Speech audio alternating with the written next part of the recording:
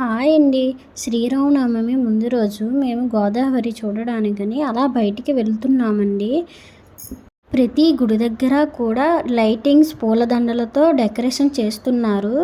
ఇక్కడ శ్రీరామనవమి చాలా బాగా చేసుకుంటారంటండి. ప్రతి గుడి దగ్గర కూడా పూజలనేవి జరుగుతాయి. గోదావరి దగ్గర ఇలా శ్రీరాముని జెండాలతో డెకరేషన్ చేశారండి. చాలా బాగా చేశారు.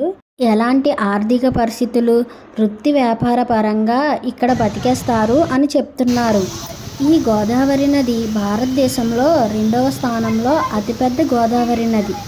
గోదావరి నది మహారాష్ట్రంలోని నాసిక్ జిల్లా త్రయంబకేశ్వరం వద్ద పశ్చిమ కనుమలోని బ్రహ్మగిరి కొండల్లో పుట్టిందని చెప్తున్నారు. గోదావరి నది తెలంగాణ, ఆంధ్రప్రదేశ్ రాష్ట్రాలలో సుమారు 1465 కిలోమీటర్లు ప్రవహిస్తుంది. ఈ పంతులు గారు వచ్చేసి మా అన్నయ్యకి బాగా తెలుసండి. ఎప్పుడొచ్చినా గోదాదేవికి మాత్రం పూజ చేయిస్తారు. పంతులు గారిని గోదావరి గురించి కొన్ని విషయాలు అడిగానండి. అది ఫుల్ వీడియో చేశాను. ఎవరికైనా నచ్చితే చూడండి ఒకసారి వెళ్ళి.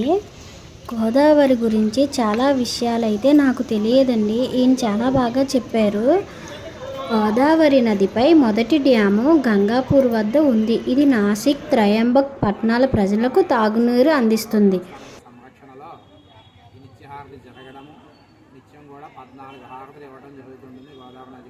మీకు కానీ నా వీడియో నచ్చినట్లయితే లైక్, షేర్, సబ్స్క్రైబ్ చేసుకోండి. మీ రాజీ.